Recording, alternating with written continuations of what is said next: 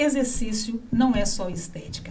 Pode ser o remédio para a sua dor. Hoje o nosso bate-papo no Conceito Podcast é com Igor Cerqueira. Bem-vindo ao Conceito Podcast. Obrigado, gente. Obrigado. Muito bom falar de dor. Muito bom. Carlos Albuquerque. Estamos aí mais uma vez. Boa noite, bom dia, boa tarde, boa madrugada. Qual que é a relação do sedentarismo com dor? Vamos lá, então.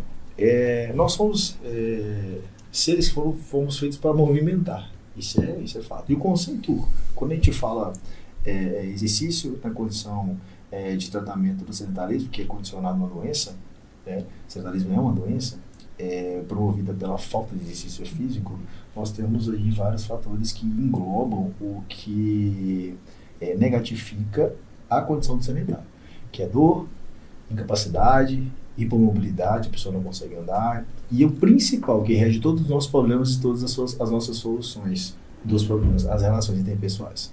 A pessoa com déficit cardíaco, com um cardiopata, com dificuldade respiratória, que tudo engloba a condição de sedentário, ela não consegue sair de casa, ela não consegue caminhar e ela não consegue se relacionar, né? Porque é essa dor.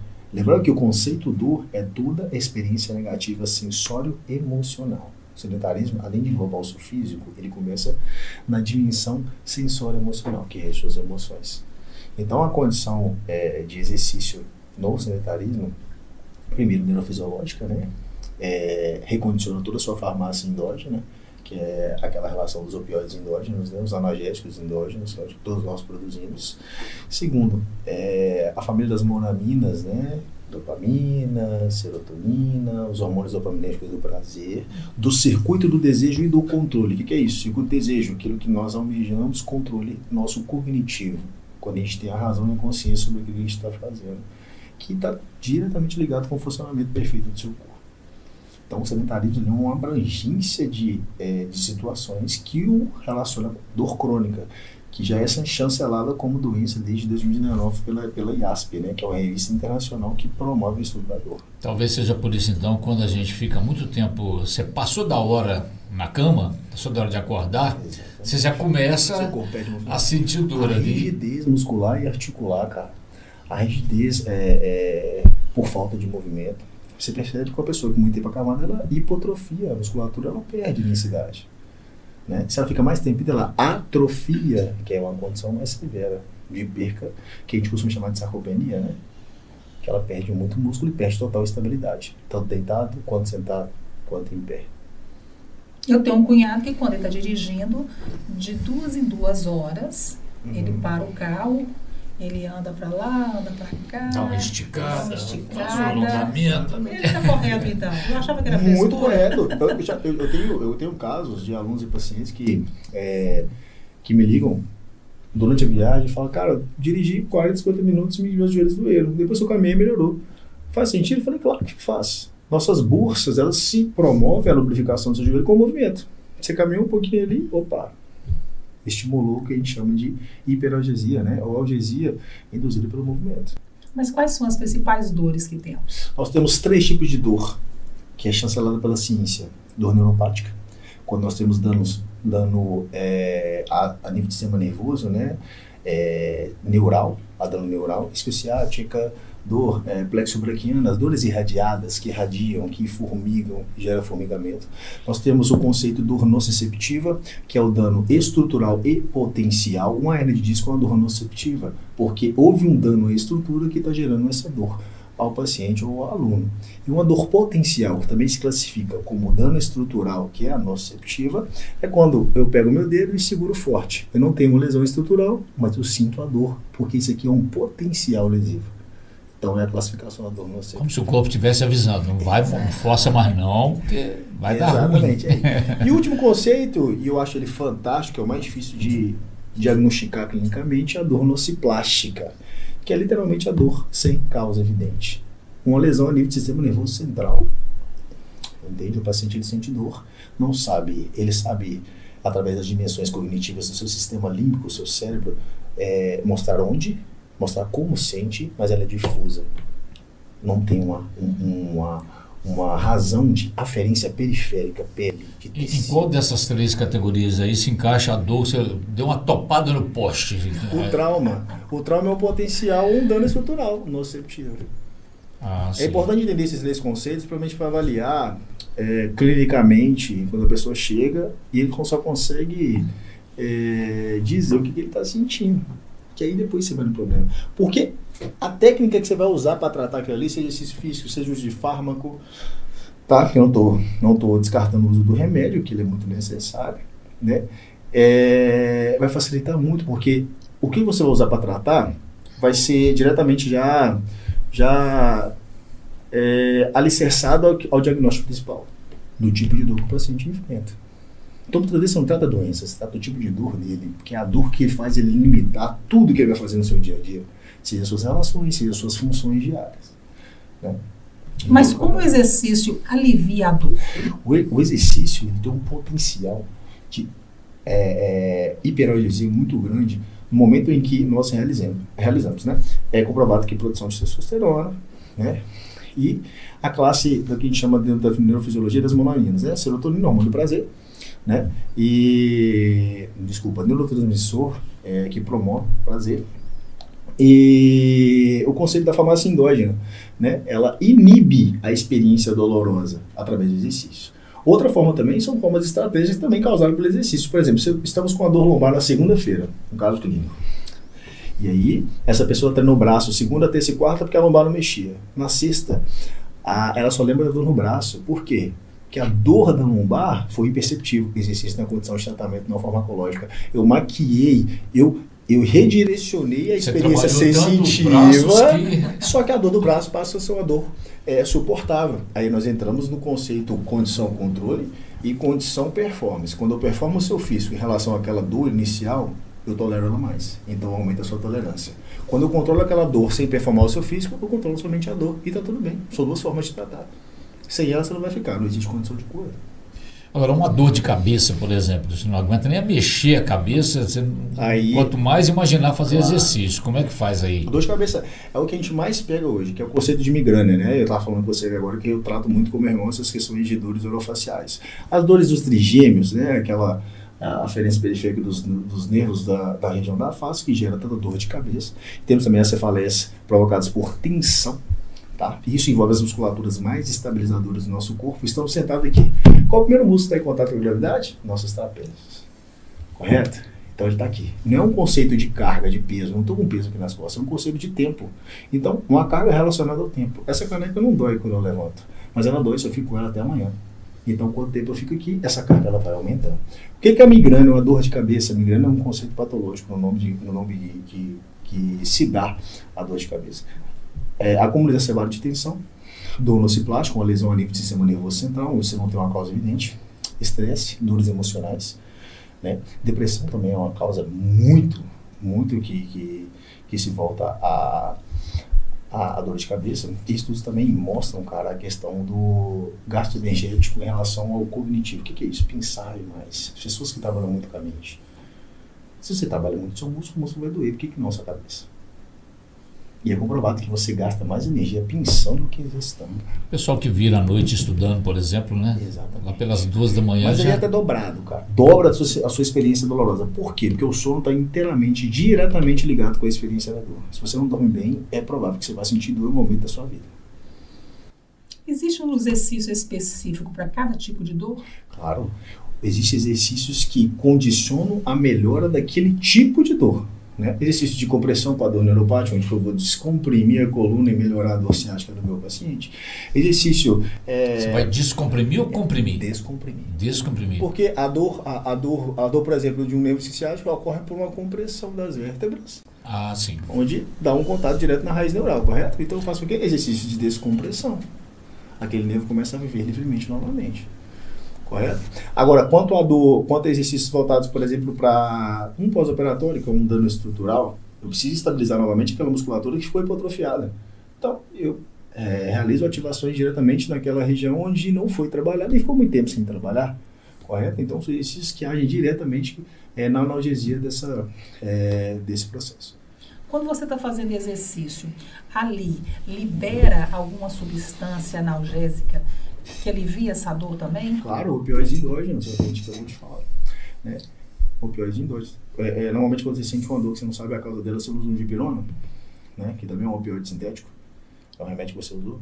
Inclusive, se você usar demais, você acaba induzindo uma dor duplicada. A gente chama de hiperalgesia por ópio. Porque aquilo passa a ser o seu manejo daquela dor inicial que você teve. Né? E você esquece dos hábitos, dos bons hábitos, dos hábitos adictos que ajudam a você a controlar isso de forma natural. Todos nós temos acesso. Caminhar, correr, nossas capacidades físicas, né? Andar, pular, e nossas habilidades físicas, né? Que estão relacionadas a movimentos mais complexos que estão presentes na nossa aptidão. Qual a idade que a gente começa a sentir dor? Do nascer ao morrer. Já percebeu que todo bebê nasce chorando? Tem aquela história, né? Que aos 40 anos você entra na idade do condor, né? Exato, todo mundo com dor nas costas, com dor na cabeça, com dor no cotovelo, com dor em todo lugar. Envolve fatores que a ciência mostra que nós temos uma degradação maior de massa muscular e de estabilidade a partir dos 30, né? Percentuais pequenos que você controla com a atividade física. Com exercício de força, principalmente. Por exemplo, eu acho que, se eu não me engano, posso estar errado, tá? A partir dos 32, você começa a perder de 0,5% a 1% de massa magra ao ano. Porém, você se controla isso tranquilamente fazendo exercício de força e musculação na academia. Né? Que para mim é o melhor remédio de todos os tempos, né? Que seria, para mim, que deve ser pregado como uma obrigação do nosso plano de saúde mais barato, que é a musculação, que é o treinamento de força. Quem sente dor, então, deve fazer exercício. Exatamente. Exercício é obrigatório. E quem não sente também, né? Para não sentir. Como forma preventiva, exatamente. Muito bom. Mas tem profissional que trabalha melhor a questão das dores na academia, ou qualquer profissional consegue aliviar a dor de um cliente? Esse detalhe é um detalhe que eu bato muito hoje com os meus pacientes e alunos. Todo profissional da saúde ele está apto a diagnosticar os tipos de dor que você enfrenta. Por quê? Porque isso é literatura. Isso é ciência, cara. A forma como você vai identificar são os testes que são realizados, que já foram testados, estudados e comprovados. Então, todos os profissionais de saúde eles podem diagnosticar assim. O enfermeiro, sim. O fisioterapeuta, sim. O profissional de educação física, sim. O médico, principalmente. Agora, existem os profissionais de primeiro contato e de segundo contato, aqueles que vão executar a ação. Primeiro contato, médicos e fisioterapeutas. Segundo contato, profissionais de educação física e afins. Entendeu? Ali, tanto enfermeiros que vão ali executar. Agora, no manejo da dor, que é o que você acabou de falar, quais profissionais estão mais aptos a manejar a dor? Aqueles que têm conhecimento com o uso de fármaco, que tem dores que só se controla com bons hábitos e uso de remédio. Não tem como tirar, nós não chegamos ainda, quero que tomara que um dia cheguemos em uma forma de tratar a dor sem uso de fármaco ou qualquer outro tipo de patologia, mas ainda precisamos deles. E tem os profissionais que estão diretamente ligados ao tratamento não farmacológico, que eles entendem mais esse tratamento sem uso de fármaco. Profissional de educação física e fisioterapeuta. Terapia manual é uma das Agora, o Igor, a dor, muitas vezes, ela é sintoma de um problema talvez maior, mais grave. Quer dizer, então você pode aliviar a dor em algum momento, mas a causa da dor persiste, permanece. Então, acho que aí você... não acho nada, né? Eu estou só perguntando. Muito provavelmente essa pessoa, talvez ela tenha que ser encaminhada até por uma cirurgia. Com toda certeza. Existe grau de lesões que são cirúrgicos, com toda certeza. Porém, é engraçado. Quando vem dessa orientação, quando você faz o primeiro diagnóstico, você pega todo o histórico, entende? É impossível você pegar um diagnóstico dos 3 tipos de dor sem ter um histórico. Vou te dar um exemplo clássico, dores fantasmas. Exemplo. Uma pessoa, por exemplo, teve que amputar o dedo. Certo? Passou, controlou, tá tudo tranquilo e tal, mas ela ainda sente dor futura. Isso é uma dor naquele dedo que não está lá. Exato. Isso é uma dor nociplástica no sistema nervoso central ou uma dor nociceptiva de dano estrutural? Se já passou todo o tratamento. Aí cabe o profissional saber o histórico do paciente. Eu classificaria como uma dor de dano estrutural, porque tem um histórico. Então a estrutura foi comprometida. Mas tem profissionais que vai classificar como dor nociplástica. A dor está aqui. Aí ele trata onde? Sistema nervoso central. Entendeu? Então tem todo um conceito histórico do paciente. Por isso que quando eu vou entender dor do paciente, é 1 hora, 1 hora e meia ali, conversando, entendendo a vida dele, fazendo avaliação sensorial, dos movimentos principalmente, analisando a função. Quanto maior a função, menos dor. Isso é fato, cara. Quanto mais móvel, quanto mais você movimenta, menos dor. Por isso o exercício é tão importante no controle da dor. Muito, mas muito importante mesmo. Mas pode acontecer também, acredito que seja normal, né? Você fez lá uma sessão de musculação. Exatamente. Você vai acordar com aquela parte do corpo doendo no dia seguinte, não? Aquelas, as dores benéficas, né, que a gente chama, porque toda musculatura ela sofre uma microlesão para ela se recondicionar e melhorar. É o efeito da hipertrofia. Então essa dor é considerada normal. Uma dor do bem. Exato. Por isso quando você sente uma experiência que ela não é negativa para você, a gente se considera como dor. Uma pessoa que nunca fez academia. Sim. Aí chegou a hora do condor, aí ela tem que começar a fazer algum tipo de exercício. Sim. É muito mais doloroso, né? Muito mais doloroso. Principalmente no conceito de mobilidade. A pessoa, existem os conceitos básicos que geram dor, né? Por exemplo, dor lombar e hipomobilidade torácica. A pessoa não respira bem, o tórax no movimento, a lombar vai doer, fato.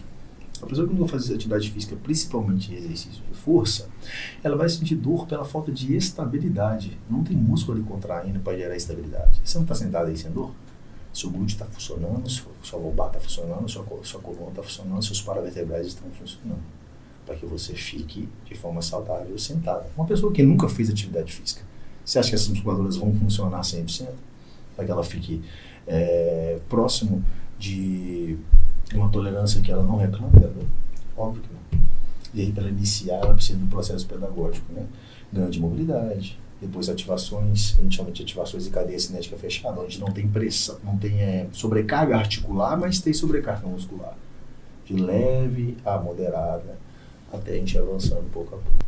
Geralmente, quem tem dor tem alguma contraindicação? Quem tem dor depende da patologia.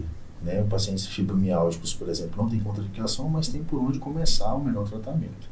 Né? Eu sempre gosto de trabalhar exercícios aeróbicos com pacientes com fibromialgia. Inclusive, nós estamos no mês da fibromialgia, né? E exercícios aeróbicos que eles fazem o quê? O fibromialgico, ele sente diretamente dores em membros inferiores, né? Então, o que a gente faz? Ativa diretamente os mecanorreceptores, os receptores do efeito da atividade física direto pelos membros inferiores. Bike, caminhada, bicicleta. Ô Igor, você falou uma frase logo no início, na apresentação, que me chamou muita atenção, ela não sai da minha cabeça. Eu acredito que para quem está assistindo também, você falou assim, é muito bom falar de dor. É muito bom falar. Aí eu queria que você falasse para a gente, você é um profissional que eu já vi que você tem, o seu currículo é extenso, né? Sim. Mas para você chegar a esse ponto de falar com tanta propriedade sobre dor, a relação de dor, qual é a sua formação? Eu sou profissional de educação física. Sim. Sempre especializei em traumatologia. Em quê? Especializei em traumatologia e reabilitação. Traumatologia e reabilitação. Isso, sou voltado à reabilitação. Me formei recente em fisioterapia, em dezembro do ano passado. E sempre trabalhei com o nicho de reabilitação dentro da educação física. Sempre gostei do movimento, da biomecânica, do poder do movimento na condição de reabilitar as pessoas. E só que o meu maior tempo de estudo foi sobre terapia manual, o manejo do tecido miofascial, né, que eu fiz enquanto profissional de educação física. Durante hoje vamos ter aí 7 anos de estudo sobre tecido miofascial para entender as comunicações entre um músculo com o outro e todas as experiências sensitivas que correlacionam dor, melhora da dor, algesia, né, hiperalgesia e todas as técnicas que voltam no controle da dor de forma não farmacológica. Então me especializei muitos anos, inclusive até em crise. No 5º ano de estudo eu descobri que fáscia, que é uma estrutura que tem abaixo do seu músculo, ela não se liberava. Eu sempre estudei o conceito de liberação miofascial. Falei, poxa, tem crise. Depois de 5 anos eu descobri que essa porra não acontece. Não acontece. A gente tem o pi ali, a gente coloca. E aí eu descobri que esse negócio não acontece. Uhum. Aí eu fui descobrir o conceito principal que faz com que você diminua a sua dor. O conceito de neuromodulação. A experiência se dá quando chega no seu cérebro, correto? Então você emite mensagem de cima para baixo, dizendo se aquela experiência é desagradável ou não. Entende? Então a neuromodulação conhece. Ela se dá no quê? Eu estimulo a aferência periférica de forma que eu mude o conceito que é estimulado aqui, fazendo com que essa dor diminua. Que é um exemplo clássico da teoria do portão da dor, que é legal. Quando eu bato a mão ou a criança bate a mão chega e faz assim, ó. Não é? Porque ela provoca uma térmica. A térmica também é uma experiência sensitiva à dor. Dá uma esquentadinha, passa. Mas não quer dizer que você inibiu o trauma. É porque as fibras que levam a térmica, elas levam de forma mais rápida até o seu cérebro. Então ela decodifica de forma mais rápida. Então você vai sentir a térmica primeiro, para depois sentir o trauma de forma que um iniba a outra. Estratégia de manejar a dor. Isso explica, por exemplo, quando você está no futebol, que você leva uma pancada e continua jogando, aí o cara fala para você assim, você vai ver na hora que esfriar. Exatamente. Porque a térmica ela chega muito mais Vai rápido. ver na hora que você chegar em casa. A térmica chega muito mais rápido. E a gente faz isso de forma automática, já reparou? Você bate um braço seco. Entendeu? É como se... Por isso que eu acho que dor é um assunto muito legal, porque deixa seu corpo todo em alerta para se proteger também, né? Você fica em hipervigilância, né? Então você fica ali se cuidando o tempo todo. Eu vejo como sinais. Entendeu? O alongamento, sim, ele é tão importante quanto o fortalecimento muscular no combate à dor? Vamos lá. Eu sou um cara muito pouco adepto ao alongamento. Rapaz, você falou isso. O alongamento, ele tá sem prestígio. Tá, um pouquinho sem prestígio.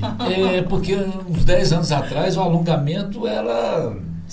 o alongamento era obrigatório. A pergunta é, você está alongando qual estrutura? O quê?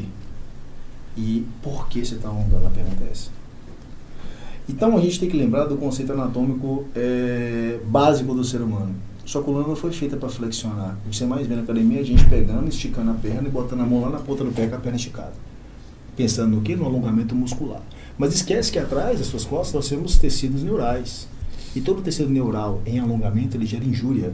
E toda injúria gera dor. Então não é mais de praxe você chegar a uma academia e a primeira coisa que você faz é o alongamento? Não. Claro, a mobilização sim. Movimento dinâmico. Porque eu me lembro quando eu fiz academia em 1911. Muito gente usa alongamento. Tinha esse movimento aqui que você tinha que fazer, alongar. Ainda se faz isso? Se faz, cara, mas é uma percepção pessoal. Igual eu te falei, é uma forma de neuromodular ali a sua rigidez. Entendeu? Agora, se você for prescrever, aí embasar que o alongamento é melhor que a mobilização, isso é impossível. Por isso que ele perdeu o prestígio. Então eu prefiro mobilizar o escápulo do que alongar. Eu prefiro mobilizar o cotovelo do que o alongar ele. Prefiro mobilizar uma coluna do que o alongar ela em flexão. A coluna não foi feita para se flexionar. E o mais engraçado é que é porque o aluno senta, estende a perna, aí chega o ser lá atrás e empurra a coluna lá na frente. Não é? E eu estou com todo o meu sistema neural sendo estirado lá atrás. Sendo que a coluna, na sua anatomia normal, ela foi feita só para estender. Respeitando o caminho da sua medula, né? Suas vias de comunicação do corno dorsal. Então, isso é o entendimento anatômico é muito importante na hora de prescrever, principalmente o alongamento. O alongamento é perigoso, cara. Eu considero o alongamento perigoso. E já vi lesões acontecer com a pessoa simplesmente alongar, estaticamente falando. O alongamento dinâmico, que é a mobilização, ele sim, que é o movimento contínuo. Aqui. Essa frase dita 20 anos atrás seria chocante, né? Claro. O alongamento é perigoso. Até hoje, né, cara? Dependendo de como ele é prescrito, sim, ele é perigoso. Eu vou falar em lesões como síndrome do pé caído, onde o pé cai todo, porque o nervo fibular ele foi estirado, ele foi lesionado no momento. Se dá, na maioria das vezes, quando a pessoa se alonga estaticamente em flexão. Nesse momento. Aí é 9 meses que a pessoa com o pé caído não consegue voltar. Você tá doido. Loucura, né? Aí pergunta assim, mas se custa acontecer, beleza, cara, você precisa só de um, você precisa de dois. Só uma vez para acontecer. Igual o cara está comentando aí, a percepção que a gente tem, né, vai mudando, que quando você sente dor, você tem que ficar parada, só na medicação, pronto, acabou. Pelo contrário. A dor, ela é um gritante para você fazer algo, é lógico te avisando sobre algo. E, como eu te falei, o uso do fármaco depende muito da patologia. Mas o movimento, cara, ele está quase incluso em quase todo tipo de tratamento no controle da dor. Porque, por exemplo, se você está com muita dor lombar, não consegue dormir, a pessoa não vai passar pela cabeça dele. Se eu levantar e, de repente, claro que não, fazer os exercícios, ele vai tomar um relaxante muscular. E é isso que é agravador, cara. Porque quando você limita o movimento, você faz o quê? Quando a dor está muito... Vamos pegar uma mulher com cólica forte. Ela não se prende no quarto e enfia a cara no doce? Não é isso que acontece? Ela se fecha no quarto. Por quê? Porque a dor limita seus relacionamentos. O que te inclui no meio? O que te faz feliz ou te dá feliz? Falar em felicidade é bem complexo. O que te dá doses de felicidade? Você prefere falar de dor a falar de felicidade? Não, porque a felicidade também é inconsistente. Nós temos doses. Toda vez que você tem prazer, é provável que após o prazer vem um sofrimento. Então é fato. Sim. Né? O problema é que você está tão habituado no conceito profissional que você vê que pessoas comemorando ali o alívio, mas sabe que pode ter um escape, que é uma recidiva, que vai gerar tristeza novamente. Então, para mim, o conceito de felicidade ele é muito relacionado a doses de felicidade. Né? Aí voltando no quesito experienciar a dor, né? A moça ali com cólica. O que rege nossas doses de felicidade são os nossos relacionamentos. A pessoa com dor intensa, o que ela faz? Ela quer conversar? Se fecha. Aí gera um outro estímulo na nossa dimensão sensorial emocional, que é, além da dor física, a dor emocional. E aí começa o efeito bola de neve, né? Esse dia eu cheguei para um paciente, muito engraçado, paciente, ela é médica, por sinal, e médico cuida de outras pessoas, cuida de outras vidas. Eu virei para ela e falei assim, ela com uma dor nociplástica, sem causa evidente, disse para ela assim, se um rapaz, você achou muito bacana, hoje chamasse para sair, qual seria a sua resposta? Agora. Eu consulto, falei para ela. Aí ela, qual seria a sua resposta? Eu falei, não. Por quê? Porque o seu lado confortável, que é onde você está ali experimentando a sua dor em tolerância mínima, né? Porque ela está bem aguda ali, te limita a ultrapassar essa barreira do relacionamento e procurar uma forma que vai te deixar desconfortável, mas que vai te promover uma melhora dessa sensação e dessa condição emocional, que é uma forma de tratar. Estímulos não obrigatórios, uma forma de tratar a dor. Porque a pessoa se fecha devido a não tolerar o nível dela. Isso é muito sério, cara. Só exercícios reduz a dor ou existem outros hábitos também que pode contribuir no dia a dia para quem tem dor direto, né? Exercício é uma das ferramentas, talvez a principal. Mas uma que correlaciona aí talvez 30%, 40% ou 50% é a boa alimentação e o sono. A pessoa que não dorme bem, desculpa, ela vai sofrer muito. Em algum momento da vida ela vai ter uma experiência dolorosa, uma experiência negativa com dor. O sono é um dos maiores percussores hoje da dor. E você percebe que cada vez mais a população dorme menos, né? Mas tem que ser o sono espontâneo ou pode ser o sono que tenha contribuição de algum fármaco? Que seja o fármaco para começar a indução, para que ele possa ser dessensibilizado, para que não haja dependência. Lembra que eu falei que agora sobre a dependência do ópio, né? Das pessoas que viciam em analgésicos e acabam gerando essa dor maior porque usou demais. Então tudo que gera dependência vai te causar desconforto. A pessoa só dorme por meio de remédio, né? Porque quando você começa, o intuito é você induzir, conseguiu, dessensibiliza, tira ele. Para a pessoa conseguir atingir o seu nível natural de pegar no sono e dormir tranquilo. Melhor ficar dependente do exercício físico, então. Exatamente. Aí que entra o redirecionamento dos hábitos, né? E isso está muito ligado dentro do nosso circuito, do sistema límbico, dentro do nosso cérebro, que segundo o desejo, segundo o controle. A busca incessante pelo seu prazer. A questão é que as pessoas, quando elas viciam, elas esperam por aquele mesmo ato, por aquela mesma primeira experiência que foi tão gratificante, que gerou tanto prazer, e ela repete ela sucessivamente. Para quê? Para que ela sinta a primeira experiência que gerou tanto relaxamento, aquele sono maravilhoso. Só que quando você tem a primeira, a segunda não é igual à primeira. Esquece. E aí a pessoa vai buscando a mesma coisa, achando, tornando cada vez mais dependente daquilo, adicta àquele vício. E aí você pode associar várias coisas. Por exemplo, um fumante. Ele tem aquela primeira experiência de relaxamento a cada vez que ele traga um cigarro, correto? Mas é só aquela experiência daquele momento, em segundos. Por isso que ele fuma de novo, esperando que em algum momento ele tenha aquela outra experiência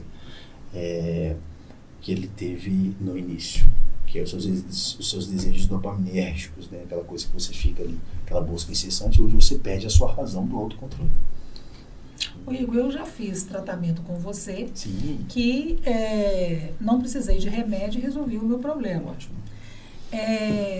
Na maioria, as pessoas fazem o tratamento e saem sem precisar de remédio. É sempre assim ou não?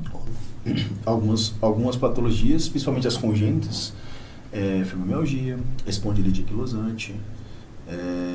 Como é que é o nome que você falou? Espondilite anquilosante. Nossa senhora!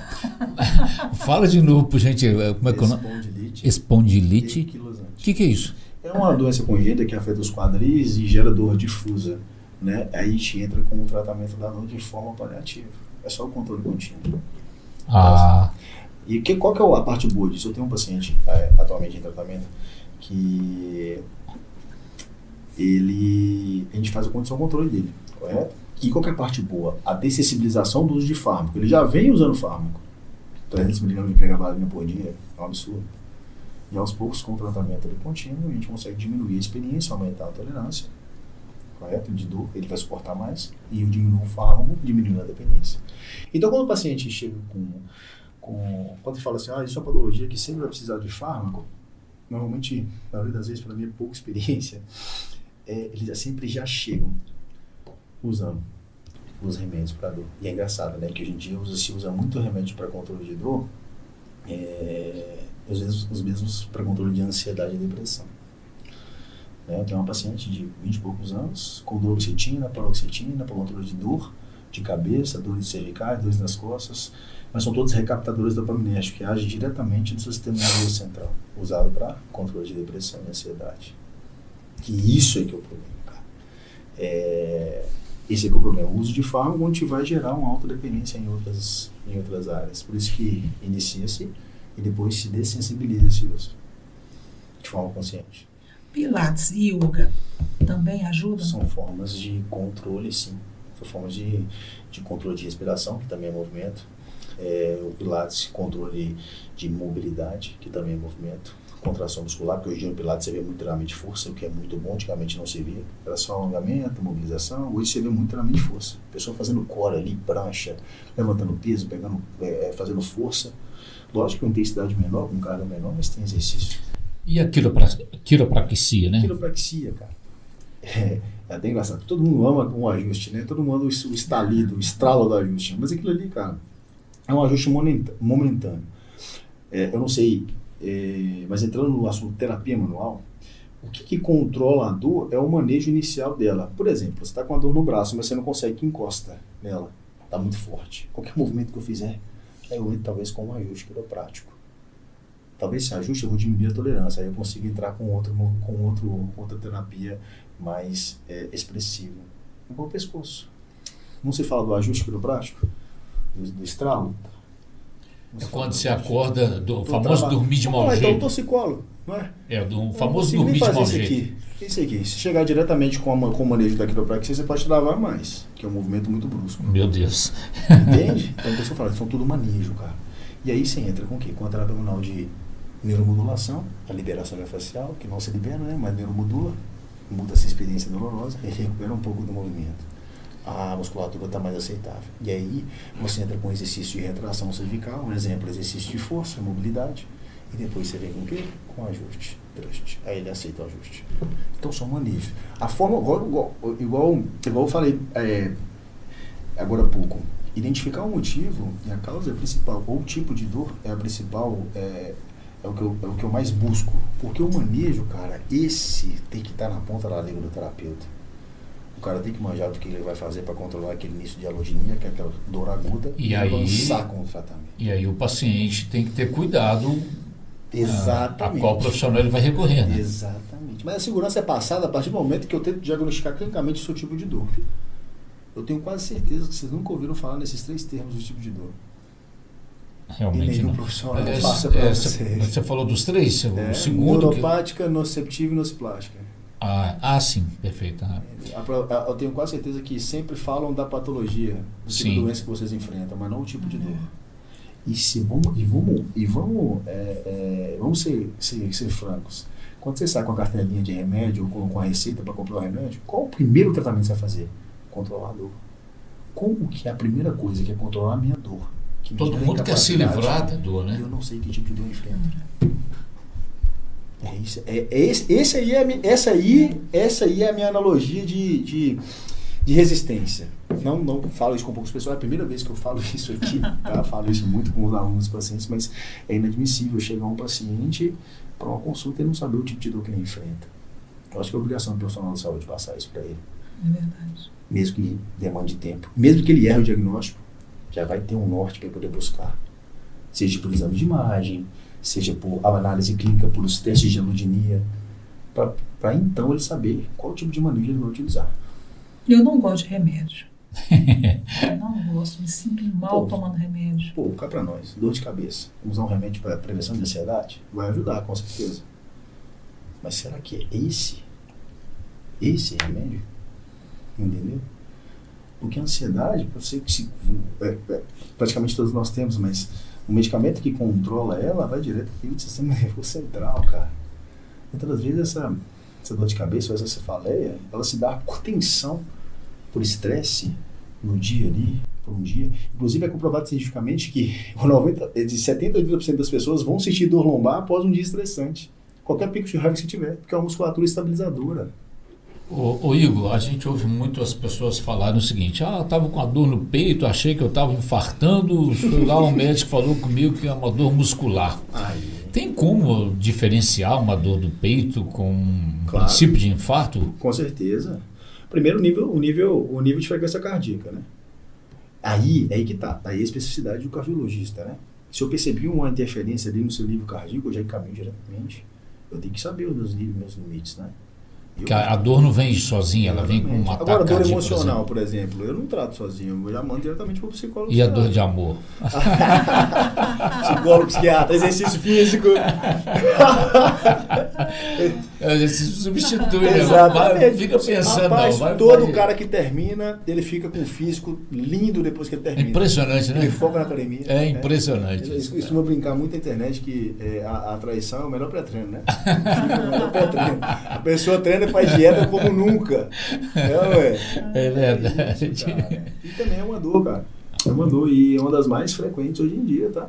E realmente tem tudo a ver. Quando você fala de ir fazer exercício, quer dizer, você sai do seu habitat natural, vai para um outro totalmente diferente, com pessoas diferentes, conversa diferente, ar diferente. E capacidade é difícil. Então, você desestressa e realmente alivia. Porque, além da atividade física, que é um canal de alívio da dor, você está se relacionando.